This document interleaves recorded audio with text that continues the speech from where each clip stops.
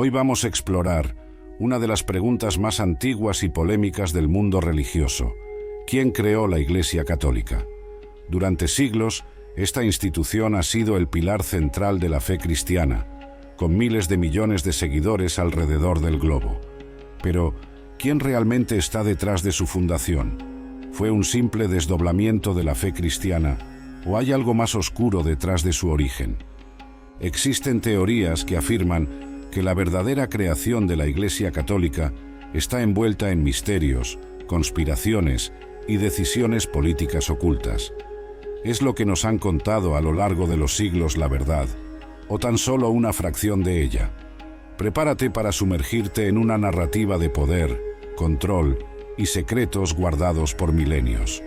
Pero, al final, ¿quién realmente creó la Iglesia Católica? La historia oficial nos dice que la Iglesia Católica tiene sus raíces firmemente plantadas en el suelo del cristianismo primitivo, una fe nacida del legado de Jesús Cristo y de sus apóstoles. Tras la crucifixión de Jesús, sus discípulos extendieron sus enseñanzas por todo el Imperio Romano, enfrentando brutales persecuciones y desafíos constantes. Durante siglos, el cristianismo fue visto como una secta rebelde que desafiaba el poder de Roma y las religiones paganas que dominaban la época. Pero aquí comienza la incógnita: ¿cómo una pequeña secta, sin poder militar ni político, logró sobrevivir y prosperar hasta convertirse en la religión oficial del imperio más poderoso del mundo? ¿Fue el simple carisma del mensaje cristiano, o hubo fuerzas ocultas trabajando tras bastidores para cambiar el futuro de la religión? Una de las figuras más importantes en este proceso fue el emperador Constantino, cuyo papel en la consolidación de la Iglesia Católica permanece envuelto en controversias. Antes de su ascenso, el cristianismo estaba fragmentado en diversas sectas e interpretaciones. Muchos teólogos e historiadores creen que Constantino vio en la fe cristiana una oportunidad. Al unir al imperio bajo una sola religión, podría fortalecer su control sobre las vastas y turbulentas provincias de Roma. Constantino no era solo un emperador, era un estratega político habilidoso. Su famoso Edicto de Milán, en el año 313 después de Cristo, garantizó la libertad religiosa en todo el Imperio Romano. Sin embargo, la verdadera transformación ocurrió en el Concilio de Nicea, en el año 325 después de Cristo. En este concilio, Constantino convocó a obispos de todo el imperio para discutir la uniformización de la doctrina cristiana. Fue aquí donde nació el embrión de la Iglesia Católica, tal como la conocemos hoy. Pero ¿por qué Constantino, que antes adoraba a dioses paganos, se volcó repentinamente al cristianismo?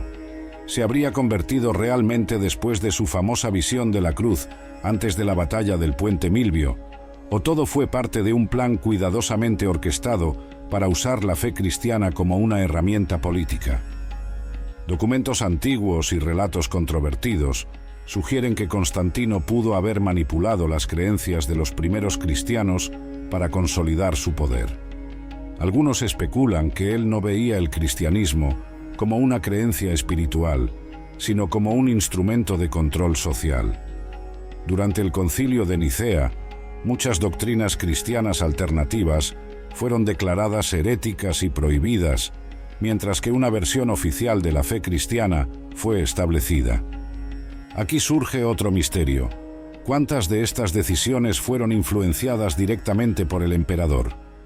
Al moldear la religión de acuerdo con sus intereses, Constantino y los líderes cristianos de la época sentaron las bases de una institución que no solo sobreviviría, sino que prosperaría durante milenios.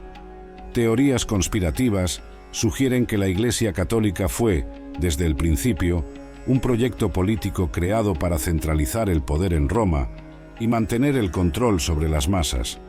Algunos incluso afirman que los ideales de fe y salvación fueron manipulados y distorsionados para servir a los intereses de una élite.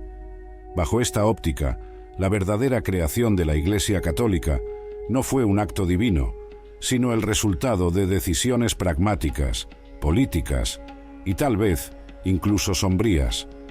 Entonces, La pregunta que resuena a través de los corredores de la historia es: ¿fue Constantino el verdadero fundador de la Iglesia Católica, o habría algo o alguien detrás de él, manipulando los hilos del poder?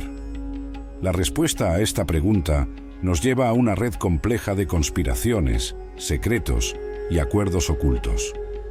La Iglesia Católica emergió como la mayor fuerza religiosa de Occidente, pero ¿a qué costo? ¿Está fundamentada en intereses oscuros ocultos bajo el velo de la fe, o su origen fue realmente inspirado por una misión divina, guiada por las enseñanzas de Cristo y sus apóstoles? Mientras el Concilio de Nicea consolidaba la doctrina oficial de la Iglesia, muchos creen que había fuerzas mucho más poderosas que el emperador Constantino involucradas en la formación de la Iglesia Católica. Para algunos teóricos de la conspiración, la ascensión de la Iglesia como una institución organizada no fue solo el resultado de un emperador visionario, sino de influencias ocultas que trabajaron tras bastidores moldeando la historia según sus propios intereses. Según estas teorías, incluso antes de que el cristianismo se consolidara, sociedades secretas y órdenes misteriosas ya operaban en las sombras. La idea de que el cristianismo fue usado como una herramienta de poder para unificar el Imperio Romano plantea la hipótesis de que existía una red de influencias externas a la Iglesia, involucrando no solo figuras políticas, sino también grupos secretos que buscaban controlar el destino del imperio y, por ende, el curso de la historia occidental. Estos grupos, algunos dicen, serían precursores de sociedades que más tarde se destacarían en la historia, como los templarios e incluso los Illuminati. Pero las conexiones entre estas sociedades y la Iglesia comienzan mucho antes de su ascenso al poder. Mitos apócrifos y escritos ocultos sugieren que el cristianismo original contenía elementos esotéricos derivados de tradiciones místicas anteriores, como el gnosticismo y el culto a mitos paganos. Sin embargo, estas ideas fueron reprimidas en el Concilio de Nicea, donde las doctrinas más convenientes para el control imperial fueron elegidas como base del cristianismo. Además, existen evidencias de que ciertos rituales y símbolos utilizados por la Iglesia a lo largo de los siglos tienen un origen precristiano. Esto plantea la cuestión: ¿la fe cristiana fue adaptada y moldeada por estas fuerzas ocultas para servir a un propósito mayor y más oscuro? Algunos historiadores señalan el uso de símbolos antiguos, como el propio símbolo de la cruz, que habría sido utilizado mucho antes del surgimiento del cristianismo en rituales paganos asociados al poder y la muerte. ¿Podría ser que el cristianismo, tal como lo conocemos, sea una transformación de creencias mucho más antiguas? Los defensores de estas teorías sugieren que la creación de la Iglesia Católica fue, en parte, un esfuerzo por eliminar las ramificaciones más peligrosas del cristianismo primitivo. Doctrinas que enfatizaban la autonomía espiritual y la conexión directa con lo divino fueron suprimidas, mientras la Iglesia se transformaba en el único intermediario entre Dios y los hombres.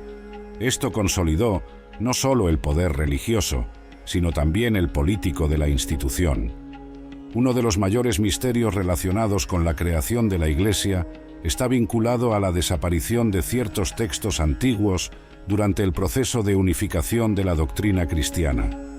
Muchos evangelios escritos que no se ajustaban al nuevo modelo oficial fueron declarados heréticos y destruidos. Algunos de estos textos, como el Evangelio de Tomás y el Evangelio de María Magdalena, ofrecían una visión del cristianismo muy diferente a la que fue canonizada por la Iglesia Católica. Estos escritos, que resurgieron siglos después, desafían la narrativa tradicional de la Iglesia y sugieren que el verdadero mensaje de Cristo fue intencionadamente suprimido. Otros teóricos señalan a Pedro, el apóstol que la Iglesia Católica considera su primer papa. Hay quienes creen que la elección de Pedro como la piedra fundamental de la Iglesia fue una jugada simbólica cuidadosamente orquestada para legitimar el poder de la institución. ¿Por qué no se eligió a Pablo, cuya influencia sobre la propagación del cristianismo fue inmensa? Algunos afirman que la elección de Pedro sirvió a intereses específicos, ya que era visto como una figura más maleable y alineada con los objetivos de Constantino y los primeros líderes de la Iglesia. Este control sobre las narrativas y la eliminación de ideas divergentes consolidó a la Iglesia como la única fuente de verdad, tanto espiritual como política, dentro del Imperio Romano. Y así, mientras el cristianismo se convertía en la religión dominante, aquellos que cuestionaban o desafiaban el poder de la Iglesia eran rápidamente silenciados. ¿Qué estaba realmente en juego entonces? ¿Era el cristianismo original una amenaza para el statu quo? Y de ser así, ¿quién tenía interés en moldearlo para servir a los intereses de una élite dominante? Estas preguntas nos llevan a considerar un escenario aún más intrigante, que la Iglesia Católica, desde sus primeras fundaciones, fue diseñada para ser una herramienta de control sobre la fe, la política y el destino de millones de personas a lo largo de los siglos. El surgimiento de la Iglesia pudo haber sido solo el primer paso en un plan mucho mayor, orquestado por fuerzas que aún operan en las sombras hasta el día de hoy. A medida que la Iglesia Católica se establecía como la principal autoridad espiritual del mundo occidental, su relación con el poder temporal, los gobernantes y la aristocracia se volvía cada vez más compleja. Una de las principales características de esta relación fue el uso de la religión como un mecanismo de control social. Para algunos teóricos de la conspiración, el cristianismo no fue simplemente adoptado por emperadores y monarcas, sino moldeado deliberadamente para reforzar su poder y garantizar la sumisión de las masas. Un episodio emblemático de esta alianza entre la Iglesia y el Estado fue la llamada Donación de Constantino. Según la leyenda, el emperador Constantino, antes de morir, habría concedido vastos territorios y poder al Papa Silvestre y a la Iglesia de Roma. Este documento fue utilizado durante siglos como justificación del poder temporal de la Iglesia, dándole no solo autoridad espiritual, sino también poder político y territorial. Sin embargo, siglos después, en plena época del Renacimiento, se reveló que dicho documento era una falsificación. Pero ¿quién creó este documento y con qué propósito? Para muchos teóricos, la falsificación de la donación de Constantino es evidencia de una conspiración bien organizada dentro de la propia Iglesia para garantizar su dominio sobre el mundo cristiano. El poder de la Iglesia no se limitó a los documentos falsificados. Desde el inicio de la Edad Media, el papado tuvo la autoridad de legitimar a la realeza, llevando a cabo coronaciones vistas como manifestaciones de la voluntad divina. Un ejemplo destacado fue el del Sacro Imperio Romano Germánico, donde el emperador debía ser coronado por el Papa, estableciendo una simbiosis entre poder temporal y espiritual. Sin embargo, esta relación no siempre fue pacífica. Conflictos como la querella de las investiduras en el siglo XI enfrentaron a papas e emperadores en una lucha por el control supremo. Un ejemplo famoso fue el episodio de la Caminata a Canossa, en el que el emperador Enrique IV fue forzado a someterse al Papa Gregorio VII. Algunas teorías sugieren que estas disputas entre papas e emperadores eran en muchos casos montajes políticos diseñados para distraer a la población de los verdaderos mecanismos de poder. Según estas teorías, tanto la Iglesia como los monarcas colaboraban en secreto, cada uno desempeñando un papel en la conservación de un orden social que garantizara sus intereses. Otra herramienta poderosa de la Iglesia fue el control sobre la educación y la cultura. Durante siglos, la única fuente de conocimiento para la mayor parte de la población europea era la propia Iglesia, que controlaba las escuelas y universidades. La Escuela Palatina, creada por Carlomagno y supervisada por clérigos, es un ejemplo de cómo la educación se utilizaba para promover las ideas de la Iglesia y garantizar que el conocimiento secular estuviera alineado con la doctrina católica. Los monjes copistas, responsables de transcribir textos, jugaron un papel crucial en la preservación y difusión del conocimiento. No obstante, algunos creen que estos monjes no solo transcribían textos religiosos, sino que también los alteraban sutilmente, eliminando o modificando pasajes que pudieran desafiar la autoridad de la Iglesia. Este control sobre el flujo de información permitió a la Iglesia no solo moldear la fe de las personas, sino también influir en el pensamiento filosófico, científico e histórico de toda la Europa medieval. Los defensores de estas teorías sugieren que la Iglesia ocultó muchos textos y conocimientos que podrían haber alterado el curso de la historia. Manuscritos heréticos, obras científicas que contradecían la visión de la Iglesia e incluso escritos filosóficos que desafiaban la jerarquía establecida fueron sistemáticamente destruidos o suprimidos. Una de las herramientas más efectivas que la Iglesia utilizó para mantener su control fue la Inquisición.